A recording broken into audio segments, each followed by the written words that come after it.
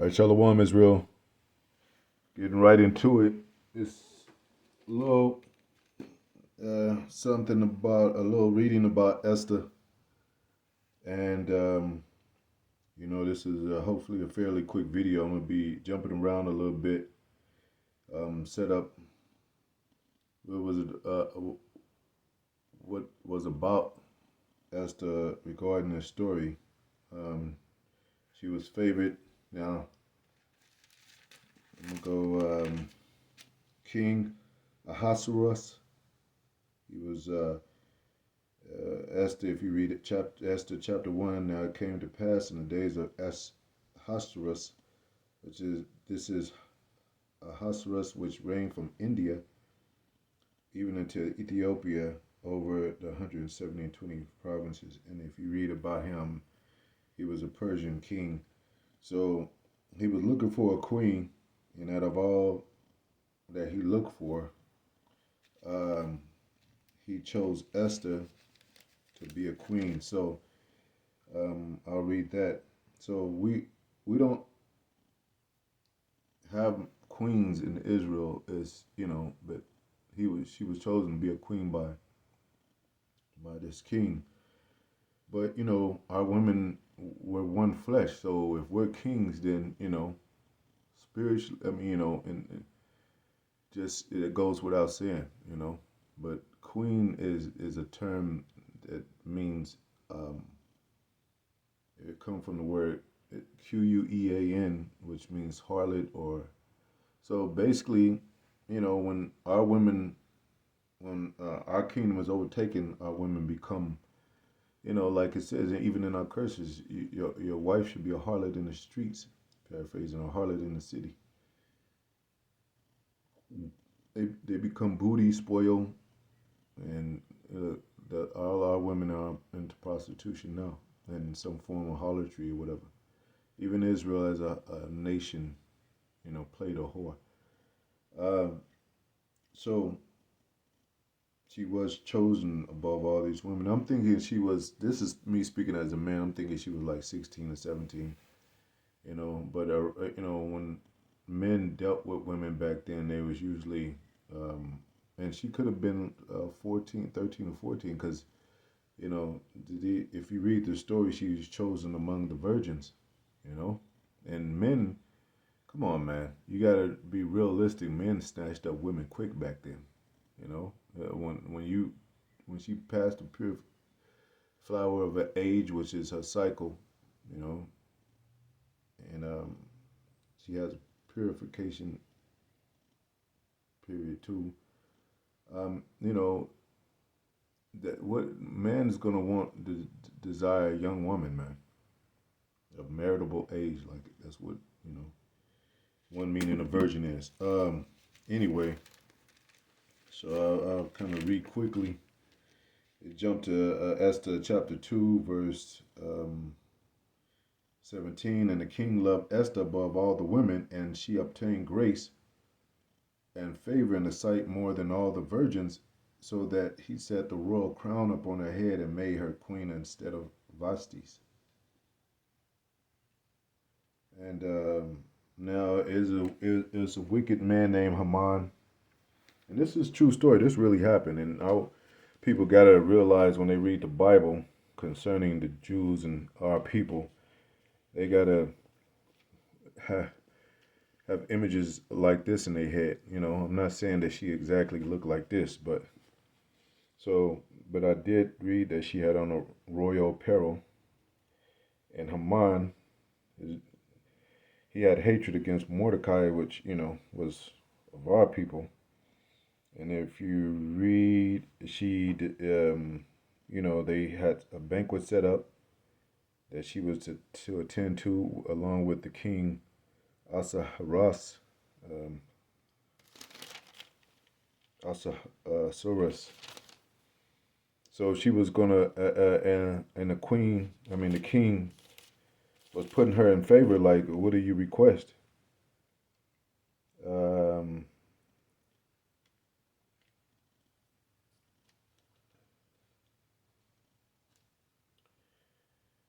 and so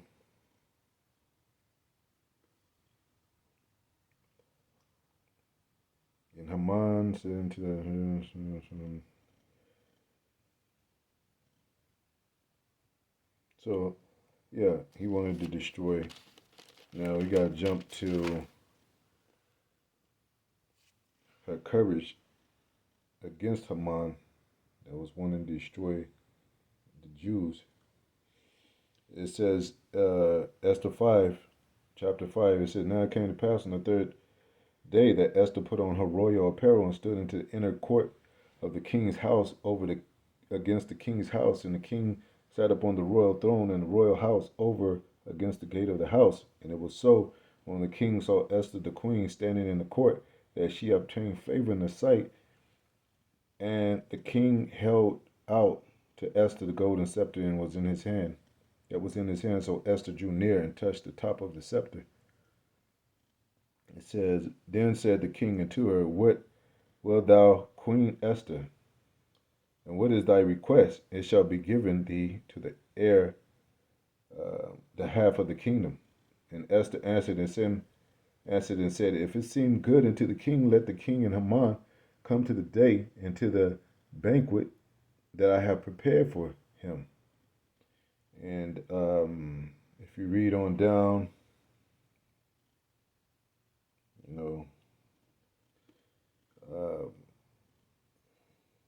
she says, let this wicked Haman be basically judged or hanged. Let me get that scripture right quick. Esther 7. It says, so the king and Haman came to banquet with Esther and the queen. And the king said unto Esther, on the second day at the banquet of wine, What is thine request? What is thy petition? It shall be granted thee, and it shall be performed even to the half of the kingdom. Then Esther the queen answered and said, That's how you know our people have favor. Even the men have favor with these nations. So definitely we were going to be, so-called mixed, or, some of our people, many of our people beginning to follow their gods and all that. But it says, Then Esther the queen, that we were under the captivity of the Babylonian, the Persians, and the Medes, and the Greeks and the Romans, and the Syrian captivity also, It says, Then Esther the queen answered and said, If I have found favor in thy sight, O king, and if it please the king, let my life be given at my petition, and my people at my request, for we are sold. So she's speaking of her people, and my people to be destroyed, to be slain, and to perish. But if we had been sold for bondmen and bondwomen, I had held my tongue, although the enemy could not countervail the king's damage. Then the king Asasuerus answered and said unto the queen Esther, Who is he, and where is he, that durst presume in his heart to do so, in his mind to do so? And Esther said, The adversary and enemy is this wicked Haman. Then Haman was afraid before the king and the queen. See? So, if you read on down, Haman was slain at her request. So as you know, these kings were listening to our women when they were finding favor.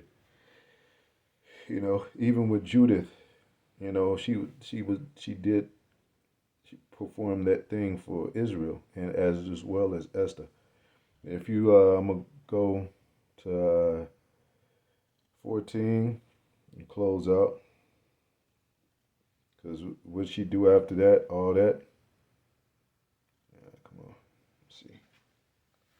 Wait a minute.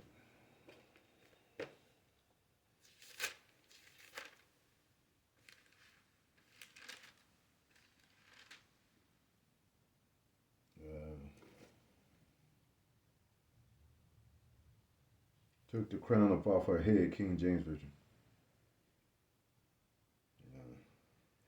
and put on sackcloth and dung and ashes, King James Version. Okay.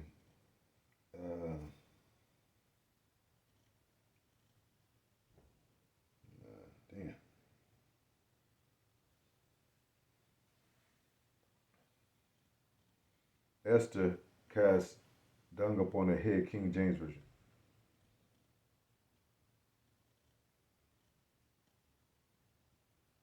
Okay.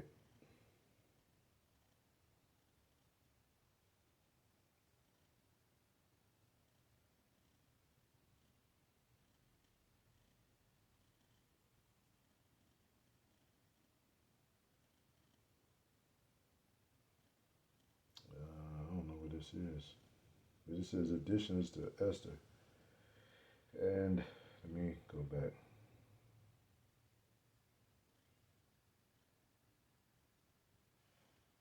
It says additions to Esther 14:2. It says, and laid away her glorious apparel and put on garments of anguish and mourning, and instead of precious ointment, she covered her head with ashes and dung.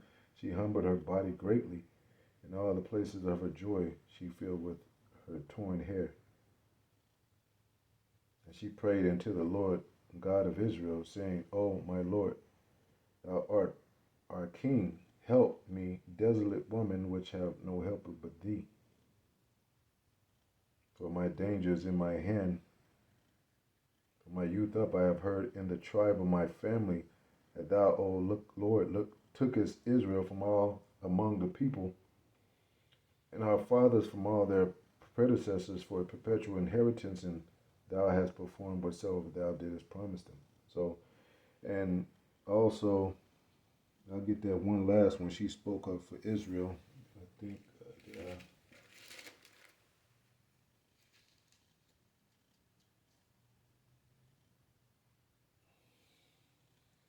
Esther speaking up for Israel, King James Version. So it says,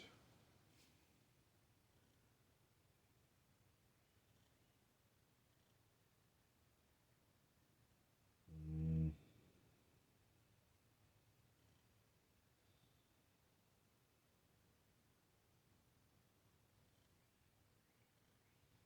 Esther speaking in behalf of Israel, King,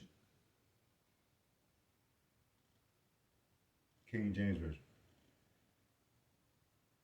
Okay,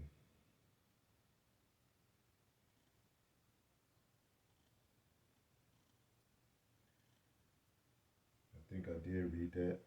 But if you could read it, Esther chapter 5 on through 7. And another time that they've been, uh, yeah, so verse 9, Haman was hanged at her request.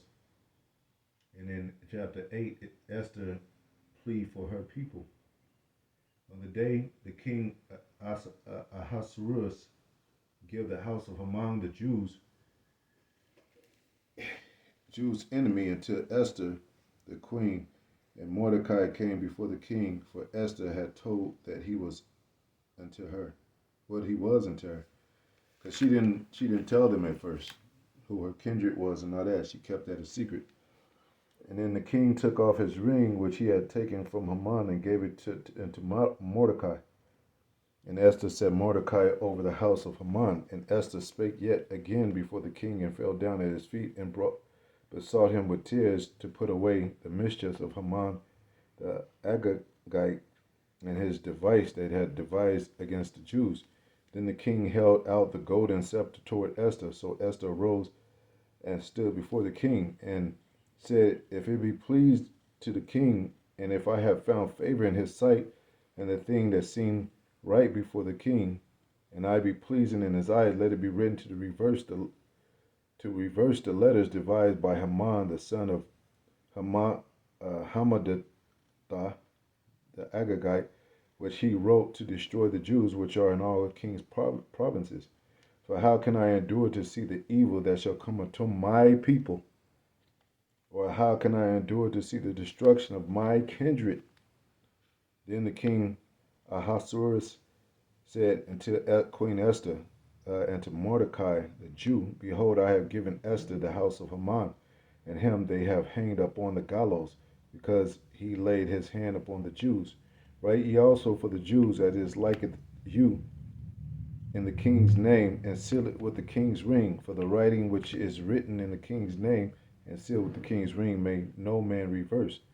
Then there the king's scribe called all that time in the third month, that is, the month Sivan, on the 3 and 20th day thereof, and it is written according to all that Mordecai commanded to the Jews, and to the lieutenants and the deputies and rulers in provinces which are from India unto Ethiopia, and 127 provinces, into every province according to the writing thereof, and to every people after their language, and to the Jews according to their writing and according to their language. You know, so you read on down, and he wrote in the king Ahasuerus' name, and sealed it with the king's ring, and sent letters by post on horseback, and riders on mules, camels, and young dromedaries, and wherein the king granted the Jews which were in every city to gather themselves together, and to stand for their life, to destroy, to slay, and to cause to perish all the power of the people and province that would assault them, both little ones and women, and to take the spoil of them for prey. So Mordecai and the Jews were exalted. So these are our people, and when our women got in, that's how our women used to be down for us. When they got in those kind of positions, you know, they find in favor with a king, find in favor with a city, or the province or whatever. They be like, look, let my people go, or my people are suffering. These are my kindred. And our women don't got that no more. I mean, we under the curses, of course, but you know, that's just how it is. And she was pretty because the kings picked the best women. You know, and you could, as you see when I read, he chose her to be above all the virgins, because kings got virgins. They don't got sluts, man. They got virgins, and they got women of marriageable age virgins. You know, so they get the best looking women. The prettiest of our women. So that ain't saying that we worship the flesh in that way, but I'm just saying when you in a king position and got authority as a king, you're gonna take the best of everything. And there's a best, and there's a less than best. And even in the kingdom, our kingdom, there's gonna be still order. Even it should be this day, but our women, 2/3 of our women, of course, they're doomed. But when you come into this truth, there's supposed to be order. And this is, we supposed to be a nation, and in a like manner of the status, just like Sarah. If you follow Sarah, there are you the daughters thereof. She called her man, her husband, Lord.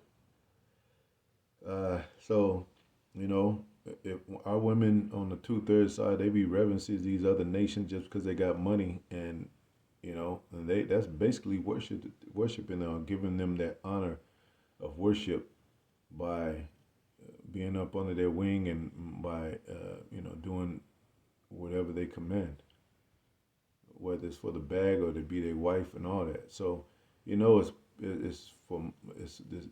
because of the power of money and all that. But this money is about to go belly up, man. They're about to put this MOTB out there. So anyway, it was a little reading of Esther. Like I said, I'm pretty much sure she was a dark skinned woman, had to be pretty, and long hair. Our women have long hair, that bald stuff. Yeah, that's some Egyptology, witchcraft shit, And if it's a condition, then that's another thing. But to purposely bald your head as a woman, that's wild. That's why they put on wigs on top of that, because they want some kind of hair to validate a woman. Hair is the glory of a woman. But anyway, I hope it was edifying, and giving all praises to Yahweh by Shem Yahweh Shai by Shem Rakakadash. Barakatah Hel, Barakatah Shai, double honors to apostle, elders, bishop, a great millstone. My salutations to the brothers, teach word for the hopeful elect, soon to be the elect, most high will. Said he's short in the time, we're in the time of elect, and it's going to, this is the end of the wicked world, and the coming in of a righteous one. And and that's our hope and faith. Anyway, shalom.